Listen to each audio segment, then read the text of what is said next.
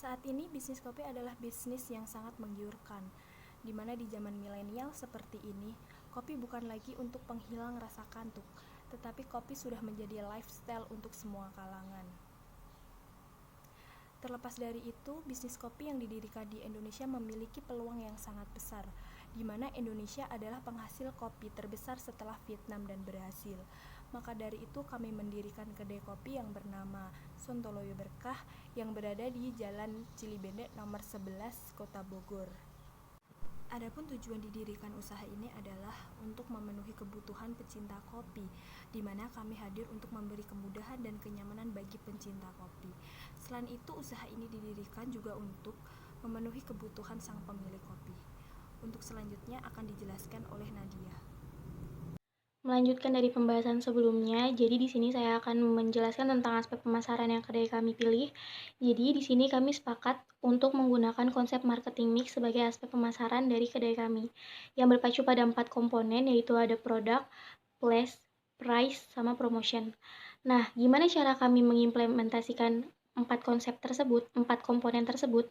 Nah, yang pertama itu untuk produk. Jadi di sini kita membagi 2 kategori produk yang akan kita produksi.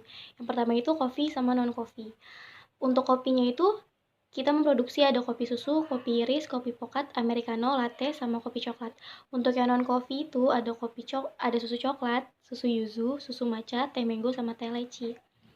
Lalu untuk place, kita setuju untuk membangun kedai kami di Jalan Cilibende yang lokasinya sangat strategis karena dekat dengan kampus sekolah vokasi IPB yang membantu kami untuk mendapatkan konsumen lebih mudah. Lalu untuk price, penentuan harga itu udah sesuai sama kualitas kopi kualitas yang kami pilih, kualitas kopi yang kami pilih, sama biaya-biayanya dan target konsumennya. Jadi range harga yang kami pilih itu berkisaran dari harga 15.000 sampai 25.000. Lalu untuk promotion, kedai kami melakukan promosi lebih kepada promosi lewat sosial media seperti Facebook, Twitter, Instagram, karena menurut kami sosial media itu mulai berpengaruh besar pada masyarakat khususnya target konsumen kita. Karena kan target konsumen kita itu mahasiswa-mahasiswa vokasi. Jadi kita itu lebih memilih untuk promosi lewat sosial media dan mulut ke mulut. Jadi itu sangat membantu kami untuk mendapatkan pelanggan baru. Ya, selanjutnya saya akan menjelaskan tentang realisasi, produksi, dan penjualan. Ada jenis produk, harga satuan produk per produksi, sama unit produksi. Kita ada 2 jenis produk. Yang pertama ada coffee dan non-coffee. Coffee-nya ada kopi susu, kopi Irish, kopi pokat, americano, latte, dan kopi coklat. Itu tuh ada harga-harganya per produk kopi. Terus ada unit produksinya juga setiap tahun dari tahun 2017, 2018, 2019. Kopi susu unit produksinya pada tahun 2017 sebesar 600, tahun 2018 sebesar 700, dan tahun 2019 sebesar 800. Dan seterusnya tuh ada di dalam tabel unit produksi. Selanjutnya ada pendapatan untuk tahun 2017, 2018, dan 2019. Jenis produknya tetap masih ada 2, coffee dan non-coffee. Harga satuan produk per jasa, kopinya untuk coffee sebesar 15.000 sampai 25.000, untuk non-coffee sebesar 15.000 sampai 20.000. Pendapatannya untuk coffee tahun 2017 sebesar 120 juta, tahun 2018 sebesar 145.500.000, tahun 2019 sebesar 154 juta. Yang satu lagi ada non-coffee pendapatannya tahun 2017 sebesar 12.225.000, tahun 2018 sebesar 11.503.000, tahun 2019 sebesar 12.755.000. Itu untuk pendapatannya dari setiap jenis produk. Terus untuk totalnya itu coffee dan non-coffee pendapatannya pada tahun 2017 sebesar 142.225.000. Tahun 2018 sebesar 157.003.000. tahun 2019 sebesar 166.775.000. Selanjutnya ada biaya investasi dan biaya produksi. Dalam usaha kedai Sontoloyo Berkah, kami telah menginvestasikan sebuah obligasi kepada bank agar jika sewaktu-waktu kami membutuhkan dana secara tiba-tiba, maka obligasi tersebut dapat diuangkan. Terus berikut ini ada biaya produksi yang kami butuhkan dalam 1 tahun. Ada yang ini dari biaya produksi. Pertama, ada jenis biaya. Jenis biaya yang pertama ada bahan baku yang kita butuhkan sebesar 40 juta. Terus tenaga kerja langsung sebesar 45 juta. Sama overhead pabrik sebesar 25 juta. Total biaya produksi itu sebesar 110 juta. Terus untuk investasi tetapnya kita ada pembelian tanah dan bangunan sebesar 80 juta, peralatan dan perlengkapan toko sebesar 55 juta. Total dari investasi tetap yaitu 135 juta. Rencana investasi yang akan kita lakukan yaitu pertama ada perluasan usaha, yang kedua pembelian peralatan dan perlengkapan, yang ketiga ada perekrutan karyawan baru. Untuk perluasan usaha, rencana investasinya itu sebesar 45 juta, pembelian peralatan dan perlengkapan sebesar 60 juta, terus perekrutan karyawan baru sebesar 10 juta. Total dari rencana investasi kami yaitu sebesar 115 juta. Terus total investasi dari kedua-duanya sebesar 250 juta. Assalamualaikum warahmatullahi wabarakatuh. Perkenalkan, nama saya Vina Yunar Hafifah dari kelas B Pratikum 1 dengan NIM J3N118295. Di sini saya akan menjelaskan apa saja sih jaminan kredit dan apa saja memorandum kreditnya. Nah, jaminan kredit itu apa sih? Jaminan kredit ini apa sih yang dijaminkan nasabah ketika dia ingin meminjamkan uang kepada bank? Jadi, saya di sini selaku direktur perusahaan Sontoloyo Berkah, saya mengajukan jaminan berupa BPKB mobil Xenia tahun 2015 senilai 165 juta. Lalu nominal yang saya pinjamkan itu seharga 115 juta. Nah, 115 juta ini untuk apa saja? 115 juta ini nantinya akan saya gunakan untuk perluasan toko, pembelian peralatan dan perlengkapan toko, perekrutan, dan terakhir pelatihan karyawan kerja.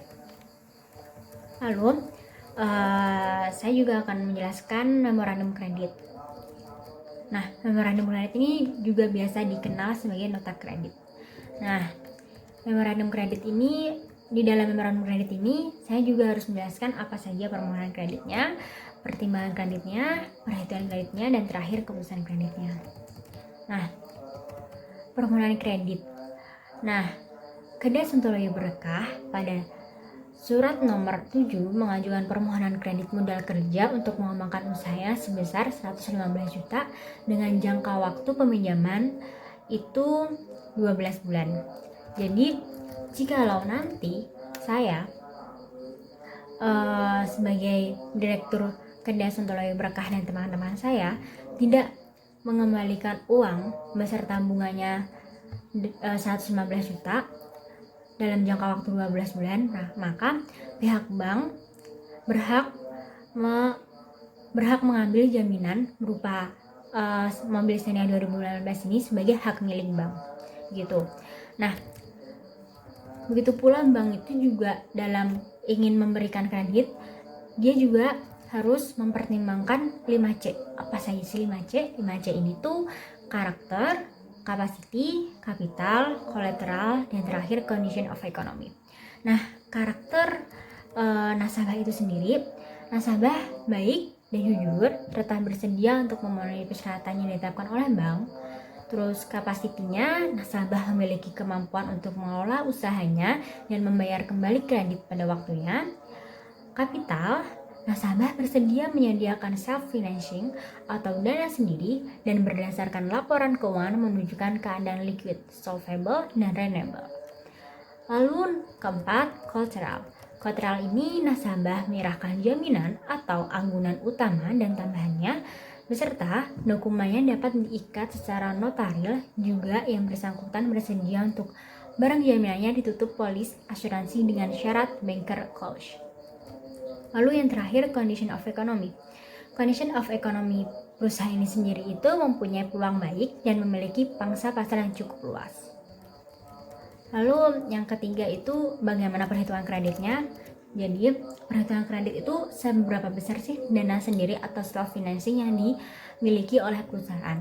Jadi perhitungannya kebutuhan modal kerja dalam satu turnover menunjukkan sekian, lalu dikurangi dengan bantuan kredit banknya. Nah, di perusahaan ini kebutuhan modal kerja dalam satu turnover-nya tuh menunjukkan 250 juta dan dia memohon kredit bank sebesar 115 juta. Maka dia memiliki dana sendiri atau self financing sebesar 135 juta. Lalu yang terakhir, keputusan kredit. Keputusan kredit ini menghitung seberapa besar maksimum kreditnya, terus apa sifat kreditnya, berapa besar bunganya, dan berapa jangka waktu yang harus dipenuhi nasabah. Nah, maksimum kreditnya yang dipinjamkan nasabah kepada bank itu senilai 115 juta. Lalu sifat kreditnya revolving. Apa sih revolving ini? Saya jelaskan lebih dahulu. Revolving ini kredit modal kerja yang diberikan kepada pelaku usaha UMKM dan korporat dalam rangka membiayai aktiva lancar dalam jangka waktu 1 tahun dan dapat diperpanjang. Jadi, jikalau nanti memang pihak Sontoloyo Berkah ini ingin meminjam lebih lama, maka dia harus mengajukan permohonan kepada bank dengan syarat tertentu. Nah, bunganya per tahun ini sebesar 12% per tahun, lalu jangka waktunya 12 bulan. Nah, syaratnya apa saja sih untuk meminjam kredit? Syaratnya yang pertama itu setelah nasabah menandatangani perjanjian kredit, dan terakhir setelah nasabah menyerahkan anggunan atau barang jaminan kredit diikat secara notarial. Jadi syaratnya setelah nasabah memenuhi syarat kepada bank dan bank menyetujuinya, maka nanti bank menyerahkan uang sebesar 115 juta yang akan dilunasi dalam jangka waktu 12 bulan dengan bunga 12% per tahun. Begitu. Sekiranya seperti itu, kurang lebihnya mohon maaf. Sekian dari saya. Assalamualaikum warahmatullahi wabarakatuh. Baiklah, selanjutnya saya Elda Priani dengan NIM J3N118086 akan melanjutkan dan membahas tentang selanjutnya realisasi usaha dari Sontoloyo Berkah. Nah, yang pertama kita punya 2 jenis produk, yaitu adalah coffee dan non-coffee. Terus jenis produk yang pertama yang coffee dengan harga satuannya itu 15.000 sampai 25.000. Pendapatan realisasi yang kami dapat pada tahun 2017 itu 130 juta, pada tahun 2018 145 juta, pada tahun 2019 154 juta. Berdasarkan data tersebut, pada peningkatan pendapatan kopi kami mengalami kenaikan yang cukup signifikan. Nah, untuk yang non-coffee dengan harga satuannya itu 15.000 sampai 20.000. Nah, untuk 2017 dengan pendapatan kami mencapai pendapatan 12.225. Nah, untuk yang 2018 11.503 juta rupiah, dan untuk yang 2019 12.755.000 rupiah. Nah, untuk 2018 kami memiliki penurunan dari pendapatan non-coffee kami. Tapi kami berhasil meningkatkan pendapatan kami pada tahun 2019 dengan menaikkan pendapatan kami. Jadi total pendapatan kami pada 2019 itu ada 166.75 juta. Berdasarkan data tersebut, dapat kami simpulkan bahwa kedai kami di Sontoloyo Berkah memiliki potensi yang cukup untuk meminta kredit kepada yang bersangkutan. Yang kedua, saya akan membahas laporan laba ruginya. Nah, untuk laporan kedai Sontoloyo Berkah, itu yang pertama ada pendapatan. Pendapatan itu terdiri dari penjualan bersih. Penjualan bersihnya itu pada 2019 666.775.000 rupiah. Total pendapatannya Rp166.775.000. Biaya tetapnya terdiri dari biaya bahan baku, biaya tenaga kerja, sama biaya BOP. Biaya bahan bakunya itu 40 juta, biaya tenaga kerja 45 juta, biaya over BOP-nya itu 25 juta, dengan total biaya tetapnya 110 juta. Biaya operasional itu terdiri dari biaya listrik dan air, lalu dengan beban depresiasi aset senilai 10 juta. Dengan beban gaji karyawannya itu sebesar 25 juta. Total biaya operasionalnya itu 39 juta. Biaya lain-lainnya terdiri dari biaya pemasaran. Biaya pemasarannya 5 juta. Lalu total laba kotor yaitu pendapatan dikurang semua biaya-biaya 56.731.000 rupiah. Dikurangi dengan pajak 0,5% dari omset yaitu 833.875. Dengan laba bersih 55.897.125.000 rupiah yang kami dapat pada tahun 2019. Sekian informasi dari kami. Penjelasan ini, mohon maaf bila ada salah-salah kata. Akhiri kata kami ucapkan wassalamualaikum warahmatullahi wabarakatuh.